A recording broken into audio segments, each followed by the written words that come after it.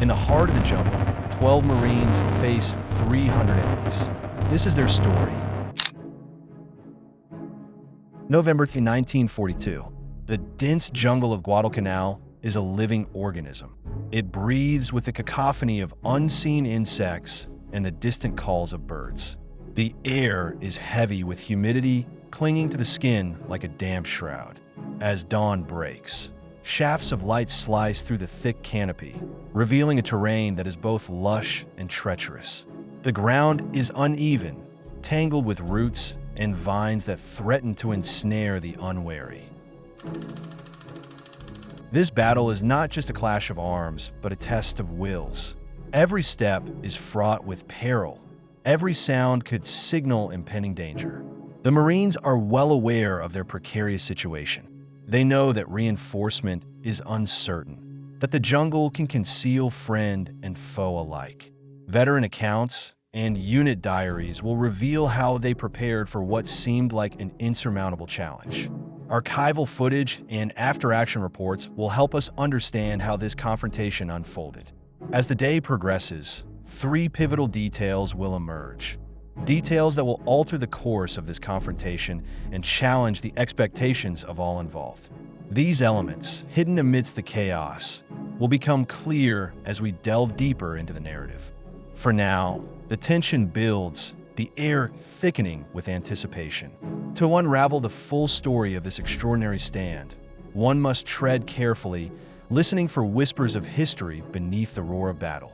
If you seek a journey that respects the human experience at its core, consider joining us as we uncover the complexities of this fateful encounter. Veteran accounts describe the eerie silence that precedes the first clash, a silence broken only by the rustling of leaves and the distant drone of insects. According to unit diaries, the Marines relied heavily on their senses to detect any sign of the approaching enemy. The jungle, with its thick canopy and dense shadows, confounded visibility and challenged their ability to anticipate the direction of the attack. Just as the tension becomes unbearable, the first shots ring out, sharp and sudden. The Japanese have launched their assault, using the terrain to their advantage. The uneven ground and tangled roots hinder the Marines' mobility, forcing them to adapt quickly. After-action reports reveal how the initial exchange of fire was chaotic, with visibility severely limited by the dense vegetation. The Marines, outnumbered and caught off guard, scrambled to establish defensive positions. Archival footage from the period shows the strategic importance of the terrain. The jungle acts as a funnel, channeling the Japanese advance into narrow pathways. This natural bottleneck, though perilous, provides the Marines with a tactical opportunity. By holding key points along these routes, they can potentially slow the enemy's momentum. Despite the overwhelming odds, morale remains cautiously optimistic. The Marines are seasoned fighters, aware that their survival hinges on discipline and the ability to exploit any advantage the terrain affords. Some argue that this confidence is born from necessity, a psychological shield against the grim reality of their situation. Records suggest that amidst this initial chaos, a critical decision is made. Faced with the prospect of being overrun, the Marines opt to employ a tactic of controlled retreat, drawing the enemy further into the terrain they have meticulously studied. This maneuver, though risky, is calculated to buy time and conserve their dwindling ammunition. As the battle unfolds, the stage is set for a series of tactical surprises and human decisions that will shape the outcome. The Marines' resolve is tested as they navigate the complexities of jungle warfare. Each decision carries weight, each moment pregnant with consequence. Veteran accounts detail the strategic scramble of the Marines as they hold their ground against the relentless Japanese advance. The terrain, though treacherous, offers a tactical advantage if navigated wisely. Archival footage from the period highlights the natural fortifications provided by the dense vegetation and the rugged landscape. The uneven ground and tangled roots, once a hindrance, now serve as a defensive barrier, slowing the enemy's progress. Unit diaries reveal that logistics become an immediate concern. With their ammunition supply dwindling, the Marines must ration every bullet, each shot measured against the necessity of the moment. Communications, hindered by the dense jungle and the chaos of battle, add another layer of complexity. After-action reports note the difficulty in relaying messages, forcing small units to operate semi-independently, relying on pre-established signals and shared instincts. Morale, though tested, remains resilient. The Marines' determination is palpable, born out of necessity and a shared sense of purpose. Some argue that this determination is a reflection of their training and camaraderie, an unspoken pact to hold the line at all costs. The jungle, once an enemy, becomes an ally as they use its cover to regroup and strategize. Records suggest a pivotal maneuver takes place as the Marines decide to concentrate their defense around a narrow choke point, a natural bottleneck in the terrain. This decision, risky but calculated, aims to exploit the terrain's natural defenses. By funneling the enemy into a confined area, they can maximize the effectiveness of their limited firepower. As the battle rages on, a tactical surprise unfolds. A sudden downpour, typical of the island's unpredictable weather, blankets the battlefield. The rain, heavy and relentless, obscures visibility for both sides. Some argue that this momentary blindness plays a crucial role in stalling the Japanese advance, giving the Marines a brief respite to regroup and resupply. The rain-soaked jungle becomes an arena of uncertainty, where each decision is amplified by the stakes and the environment. The Marines, soaked and weary, must decide how to use this unexpected pause. Will they seize the opportunity to fortify their positions or attempt a bold counterattack? Veteran accounts describe the shifting energy among the troops. The unexpected rain has provided a necessary pause, allowing the weary Marines to consolidate their resources and reassess their strategy. Unit diaries reveal hushed conversations as leaders confer over maps dampened by the rain. The decision emerges to reinforce their position, fortifying the choke point with whatever materials can be scavenged from the jungle. Archival footage from the period shows the Marines working swiftly, using branches and mud to strengthen their defenses. The terrain, once an adversary, now becomes an ally in their desperate bid to hold the line. The dense foliage and rugged landscape not only conceal their movements, but also offer the perfect backdrop for ambushes and surprise attacks. After-action reports highlight the significance of this adaptation, noting a renewed confidence in the unit's ability to leverage the environment to their advantage. Yet, as the rain-soaked jungle resumes its symphony of natural sounds, the Japanese forces regroup in the distance. Some argue that the lull in combat has allowed both sides to recalibrate, setting the stage for a renewed offensive. Visibility remains poor, and communication, already strained by the dense jungle, continues to be a critical challenge. Orders must be relayed through a series of prearranged signals, each misunderstood gesture risking chaos. Records suggest that amidst these preparations, a crucial decision is made. Faced with dwindling ammunition and the likelihood of another assault, the Marines opt for an unconventional tactic. They decide to employ diversionary measures, using the terrain to create the illusion of greater numbers. This maneuver, though risky, is designed to mislead the enemy and buy precious time to conserve their limited resources. As the afternoon stretches into evening, the jungle's shadows deepen, cloaking the battlefield in uncertainty. The Marines, aware of their precarious situation, brace for the oncoming storm of conflict. Each choice carries weight, each moment fraught with the potential for triumph or disaster.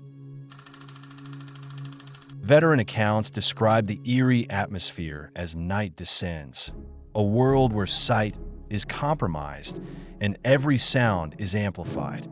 The Marines, exhausted but unwavering, prepare for the anticipated night assault. Unit diaries detail the heightened tension, with every rustle and whisper scrutinized for signs of enemy movement. The darkness serves both as a shield and a shroud, concealing friend and foe in equal measure. As the first stars pierce the canopy, the Japanese launch their assault. Archival footage, though grainy, captures the intensity of night combat. Flashes of gunfire illuminating the jungle like fleeting fireworks. The Marines, their numbers dwindling, rely on prearranged signals and instincts honed through relentless training. After-action reports reveal the chaos of the initial engagement, with the dense vegetation and darkness confounding both visibility and coordination. In this inky blackness, the terrain becomes a formidable ally. The Marines' decision to fortify the natural choke point pays dividends, funneling the enemy into narrow lanes where their numbers count for less. The uneven ground and tangled roots, once adversaries, now serve as vital components of the defensive strategy, slowing the Japanese advance. Yet, records suggest a critical complication. The Marines' communication lines, already strained by the jungle's density, falter further in the darkness. Orders become garbled, and responses are delayed, adding a layer of uncertainty to the unfolding battle. Some argue that this breakdown forces the Marines into a decentralized mode of operation, where small units act independently, guided by a shared mission and mutual trust. As the night wears on, a tactical surprise unfolds. The Japanese, perhaps misreading the Marines' diversionary tactics, overextend their line, exposing a vulnerability. The Marines, seizing this unforeseen opportunity, execute a flanking maneuver, exploiting the enemy's oversight. This bold action, though fraught with risk, aims to destabilize the attackers and create a momentary reprieve. The jungle at night is an arena of contrasts, where every decision echoes with the weight of potential consequence. The Marines, their faces etched with resolve, continue to hold their ground, driven by a determination that transcends the immediate struggle. Veteran accounts speak of the heightened senses that night combat demands.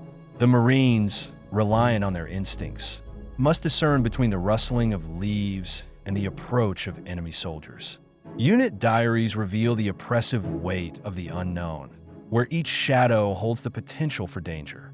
The terrain, both ally and adversary, dictates the tempo of the conflict, funneling movements through its narrow confines.